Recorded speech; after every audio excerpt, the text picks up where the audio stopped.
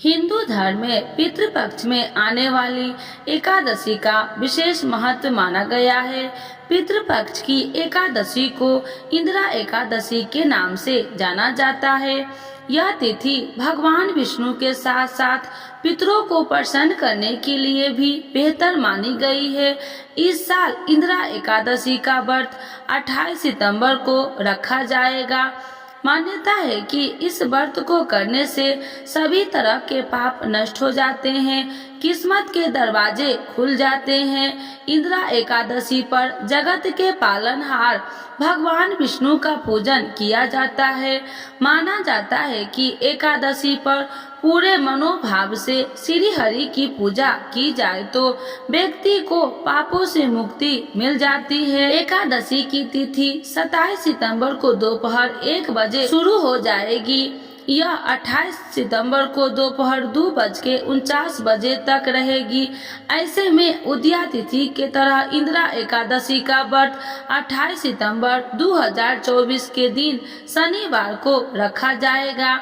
इसका पारण 29 सितंबर को किया जाएगा। धार्मिक मान्यताओं के अनुसार अगर कोई पूर्वज जाने अनजाने में हुए अपने कर्मों के कारण यमराज के पास अपने कामों का दंड भोग रहे हैं, तब ऐसी स्थिति में इंदिरा एकादशी पर विधि पूर्वक व्रत और पूजा करना चाहिए। इसके पुण्य को उनके नाम पर दान कर दिया जाए तो उन्हें भी कष्टों से मुक्ति मिल जाती है। इंदिरा एकादशी का व्रत करने वाले व्यक्ति के 7 पीढ़ियों तक पितृ तर जाते हैं। इस एकादशी में भगवान शालिग्राम की पूजा की जाती है। इस व्रत को रखने वाले को मोक्ष मिलता है। बता दें कि साल भर में कुल 26 एकादशी होती है।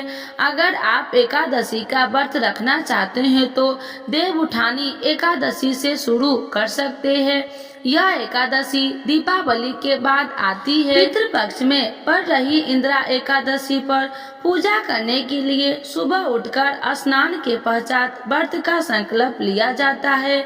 इस दिन साफ कपड़े पहने जाते हैं।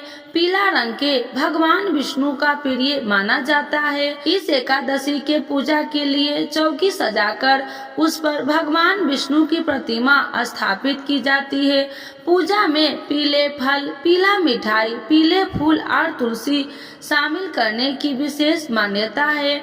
इसके बाद श्री हरि के समक्ष दिया जलाया जाता है, अक्षत और माला अर्पित की जाती है और विष्णु मंत्र पढ़े जाते हैं। इंदिरा एकादशी की कथा पढ़कर और आरती करने के बाद इंदिरा एकादशी की पूजा संपन्न की जाती है। इंदिरा एकादशी के दिन चौमुखी दीपक जलाना बेहद शुभ माना गया है। ऐसा कहा जाता है कि यह दीपक चारों दिशाओं पूर्व, पश्चिम, उत्तर और दक्षिण प्रतिनिधित्व करता है। ऐसे में जब आप इस दीपक को प्रज्वलित करते हैं तो इसका प्रकाश चारों दिशाओं में फैलता है। इस दीपक को 4 वेदों का प्रतीक भी माना जाता है। बता दें कि भगवान विष्णु ही 4 वेदों का स्वामी माना जाता है। ऐसे में जब आप यह दीपक जलाते हैं तो आपको श्री हरि की कृपा प्राप्त होती है। आज सुनते हैं इंदिरा एकादशी व्रत कथा।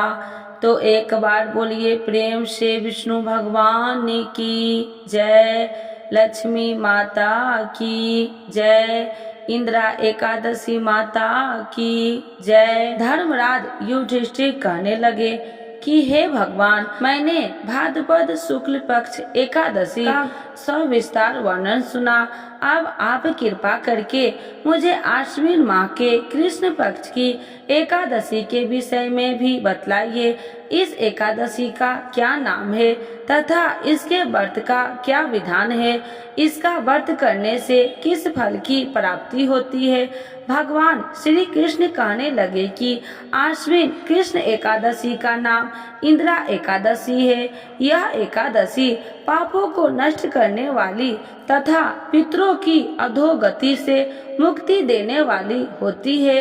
इस एकादशी से संबंधित जो कथा प्रचलित है उसे मैं तुम्हें सुनाता हूँ, श्रद्धा पूर्वक श्रवण करो। प्राचीन काल में सतयुग में एक महिष्मती नामक नगरी, जिस पर इंद्रसेन नाम का राजा राज्य करता था, वह राजा बड़ा ही दयालु और प्रतापी था, जिस कारण उसके किसी भी वस्तु की कमी नहीं थी और उसकी प्रजा भी बहुत सुखी पूर्वक जीवन व्यतीत कर रही थी।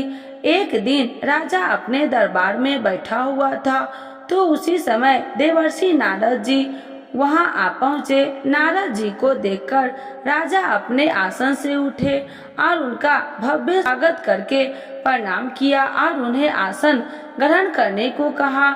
इसके बाद देवर्षि नारद जी ने राजा इंद्रसेन से कहा, हे राजन, आपके राज्य में सभी सुख भोग रहे हैं, प्रजा को किसी प्रकार का कोई कष्ट या दुख नहीं है। मैं आपकी इस उदारता को देखकर अति प्रसन्न हूँ। नारद जी की बात सुनकर राजा ने कहा, ये सब तो आपकी कृपा है जो मेरे राज्य में हर प्राणी सुख भोग रहा है।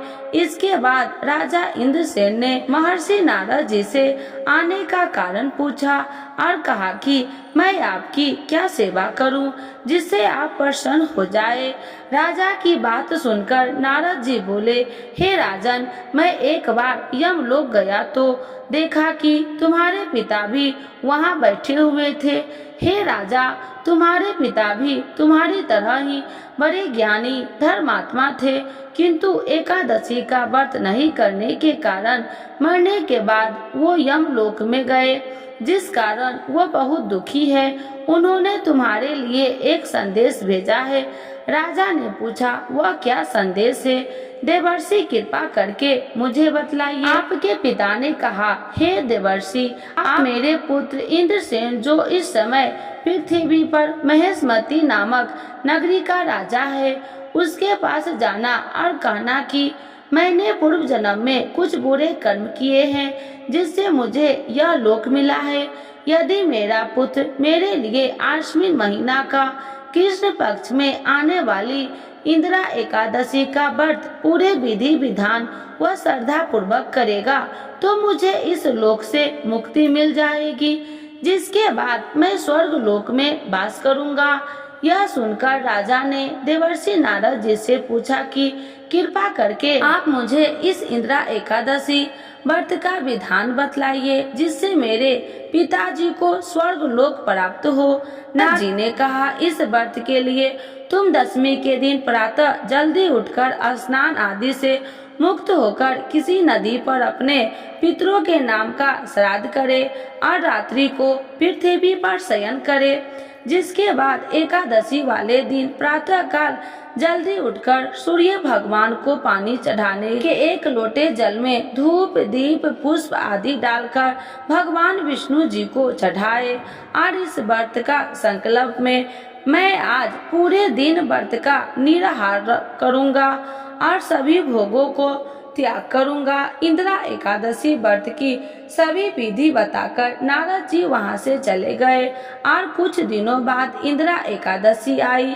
राजा ने इस एकादशी का व्रत किया और पूरे विधि विधानों से श्रद्धा भाव से पूजा अर्चना करी और अपने पिता के नाम का श्राद्ध किया तथा दूसरे दिन ब्राह्मणों को भोजन करवाकर दान दक्षिणा देकर उन्हें विदा किया। उसके बाद स्वयं ने भोजन किया।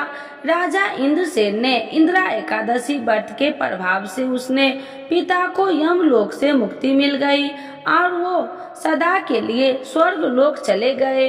हे युधिष्ठिर, यह इंदिरा एकादशी व्रत का महात्म्य मैंने तुमसे कहा।